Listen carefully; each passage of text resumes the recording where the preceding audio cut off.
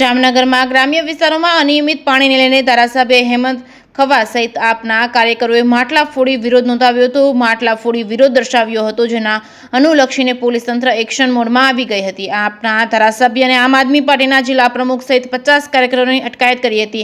જામનગર આમ આદમી પાર્ટી દ્વારા પાણીના પ્રશ્ને વિરોધ પ્રદર્શન કરવામાં આવ્યું હતું. જામજોધપુરના ધારાસભ્ય હેમંતભાઈ ખવા તેમજ આમ આદમી પાર્ટીના જિલ્લા પ્રમુખ વશરામભાઈ રાઠોડની આગેવાની હેઠળ આપ પાર્ટીના કાર્યકરોએ પાણીના પ્રશ્ને બેનર તેમજ પોસ્ટરો સાથે રેલી યોજી જિલ્લા કલેક્ટર કચેરીએ વિરોધ પ્રદર્શન કર્યું હતું.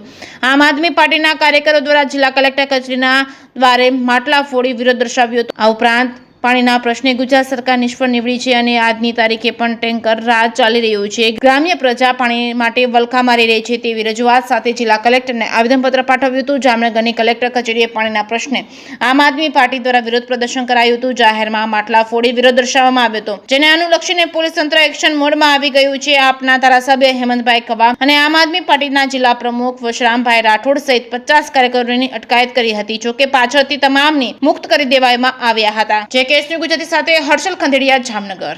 આજે આમ આદમી પાર્ટીના અમારા લોકલાડીલા અને લડાયક નેતા શ્રી હેમંતભાઈ ખવાની આગેવાનીમાં જામનગર આમ આદમી પાર્ટી જિલ્લા અને શહેરના તમામ કાર્યકર્તાઓ સાથે જે કાર્યક્રમ આજનો થયો, એ કાર્યક્રમ મુખ્યત્વે એવો છે કે જિલ્લાના મોટાભાગના ગામડાઓમાં આજે પીવાના પાણીની સમસ્યા છે. પાણી એ પ્રાણ પ્રશ્ન કહેવાય. એક બાજુ આજે ભાજપ સરકાર છે એ દુનિયામાં આપણો ડંકો વાગે છે અને વિશ્વ આપણને સલામ કરે છે, એવી ફાકાફોજી કરી અને લોકોને જે મૂર્ખ બનાવે છે. નળ સે જલ જેવી યોજનાઓ જે છે એ કાગળ પર તો સબ સલામત જેવી ત્યાં ઘાટ છે અને હજારો કરોડ રૂપિયાના પૈસા જે છે એ ખાતામાં ખતવાઈ જાય છે, પણ લોકો છે એ ગ્રાઉન્ડ પર પાણી માટે અહીંયા વલખા મારે છે. ત્યારે આજે સ્થાનિક લેવલે નાની મોટી જે રજૂઆતો કર્યા છતાં પણ જેનું સોલ્યુશન નહોતું થયું, ત્યારે આજે ઘણા બધા લોકો સાથે અમે કલેક્ટર ઓફિસે આવેદન આપવા માટે આવ્યા. અને પાણી છે એ પ્રજાનો હક છે. અમે અહીંયા હક માંગવા માટે આવ્યા છીએ, ભીખ માંગવા માટે નથી આવ્યા.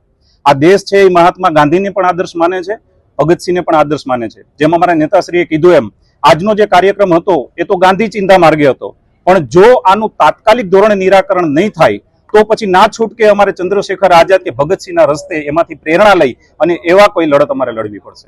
જામનગર જિલ્લાની જનતા છેલ્લા ઘણા સમયથી આ પીવાના પાણી અંગે ત્રાહિમામ પોકારી ગઈ છે. ત્યારે આજે કલેક્ટરશ્રીને આવેદનપત્ર આપવામાં આવ્યું. કલેક્ટર કચેરી ખાતે મટકા ફોડનો કાર્યક્રમ યોજવામાં આવ્યો.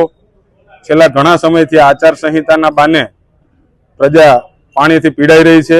નલ સે જલ યોજનાની વાતો કરતી સરકાર દ્વારા આજે પણ જામનગર જિલ્લાના 7 ગામડાઓમાં હજી પીવાના શુદ્ધ પાણીની પાઇપલાઇન પણ નથી નાખી. ત્યારે ઘરે ઘરે પાણી પહોંચાડવાની તો વાત જ દૂર છે. જામનગર શહેરમાં પણ નિયમિત પાણી ના આપી શકતી સરકાર ફક્ત કાગળનો વાગ કરી અને વાહવાહી લૂંટી રહી છે અને સામાન્ય જનતા પાણીના પ્રશ્ને ઉનાળામાં વલખા મારી રહી છે. માત્ર એક વર્ષ વરસાદ ઓછો પડવાના કારણે પણ પીવાનું સારી રીતે સુચારુ વ્યવસ્થા ના કરી શકતી સરકાર ખરેખર ડૂબી અને શરમથી ડૂબી મરવું જોઈએ. આજે મટકાફોડ કાર્યક્રમ યોજી કલેક્ટરને આવેદનપત્ર આપી અને વહેલામાં વહેલી તકે જામનગર જિલ્લાનો પ્રાણ પ્રશ્ન પીવાના પાણીનો દૂર કરવામાં આવે એવી માગણી કરવામાં આવી. આગામી સમયની અંદર જો અમારી આ માંગ સ્વીકારવામાં નહીં આવે તો ચંદ્રશેખર આઝાદ અને ભગતસિંહના માર્ગે અમારે ના છૂટકે રસ્તાઓ ઉપર ઉતરી રસ્તા રોકો આંદોલન, પાણી પુરવઠા બોર્ડની કચેરીને તાળાબંધી જેવા અલગ અલગ કાર્યક્રમો યોજવાની ફરજ પડશે. જામનગર જિલ્લામાં એવા કેટલા ગામો છે જ્યાં આજે ટેન્કર રાજ છે?